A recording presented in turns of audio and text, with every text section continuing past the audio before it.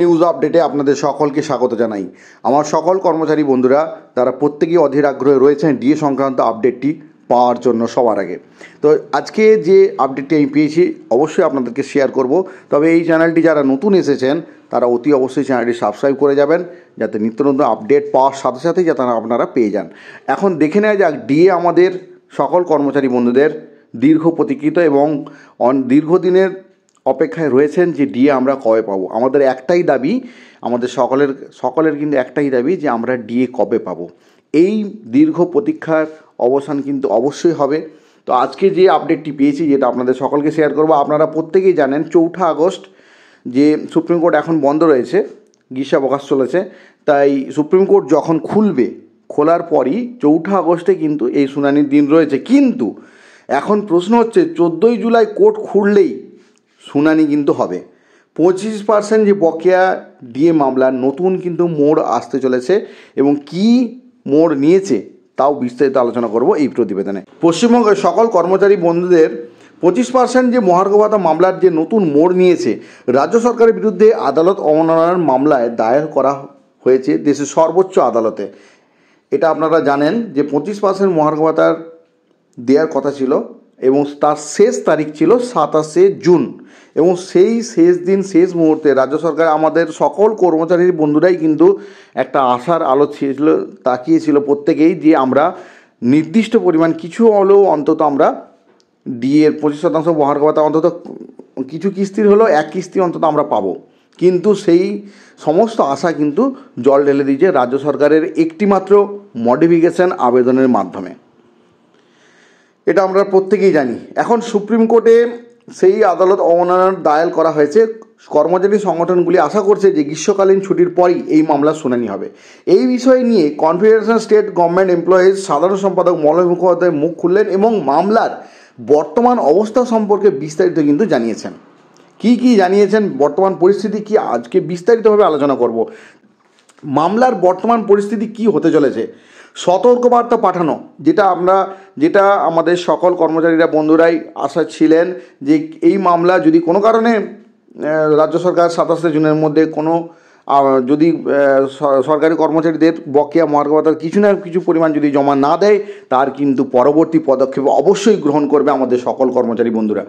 এবং মামলাকারীর আইনজীবী ফিরদৌস শামীম 26 তারিখ রাতেই রাজ্যের মুখ্য সচিব এবং অর্থ সচিবকে নির্দিষ্টভাবে কিন্তু সতর্ক করে দিয়েছিলেন যাতে 27 তারিখের মধ্যে বকেয়া ডিএ মহার্ঘ ভাতার মেটানোর ব্যবস্থা না করলে যে আদালত অবমাননার মামলা করা হবে সেই বিষয়ে কিন্তু স্পষ্টভাবে জানিয়ে দিয়েছিলেন এবং সেই বিষয়ে জানানো হয়েছিল, নবান্নতে ইমেলের মাধ্যমে কিন্তু পাঠানো হয়েছিল।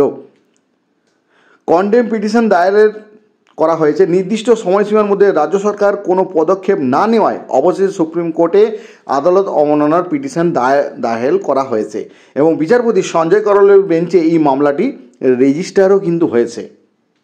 শুনানির প্রচেষ্টা আপনারা প্রত্যেকেই জানেন 14 জুলাই, অর্থাৎ এখন গ্রীষ্মাবকাশ চলছে, সুপ্রিম কোর্ট বন্ধ রয়েছে, 14 জুলাই কিন্তু সুপ্রিম কোর্ট খুলতে চলেছে। আর এই খোলার সাথে সাথে আইনজীবীরা মামলাটি উল্লেখ করে কন্টেম পিটিশন শুনানি শুরু করার চেষ্টা করবেন বলে জানিয়েছেন।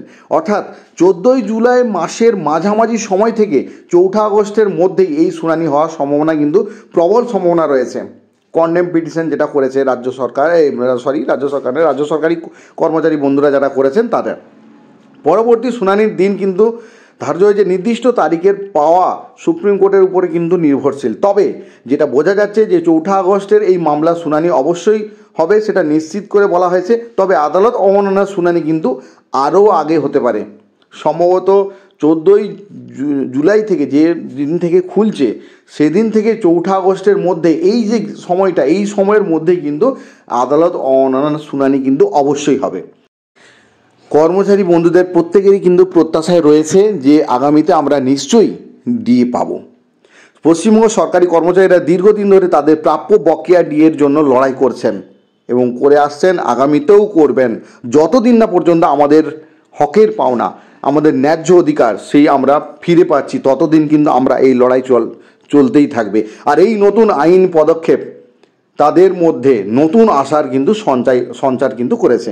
তবে তাদের আশা সুপ্রিম কোর্টের হস্তক্ষেপে রাজ্য সরকার অবশেষে তাদের দাবি মেনে নেবে এবং বকেয়া ডিএ পরিশোধ করবে। Confederation of state government employees পক্ষ থেকে মলয় মুখোপাধ্যায় জানিয়েছেন যে তারা এই এক আইনি লড়াই চালিয়ে যাবেন এবং কর্মচারীদের অধিকার সুরক্ষিত করার জন্য সব রকমের চেষ্টা কিন্তু অবশ্যই করবেন।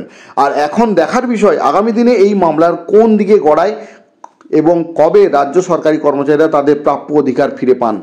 তবে আমরা প্রত্যেকেই, আমাদের সকল কর্মচারী বন্ধুরা সকলেই কিন্তু আমরা আশাবাদী যে আমরা আগামীতে অবশ্যই আমাদের ন্যায্য অধিকার ফিরে পাবো এবং আমাদের একটা ন্যায় প্রতিষ্ঠিত অবশ্যই হবে যে এটা আমাদের একটা মৌলিক অধিকার, ডিএ কোনো দয়ার দান নয়।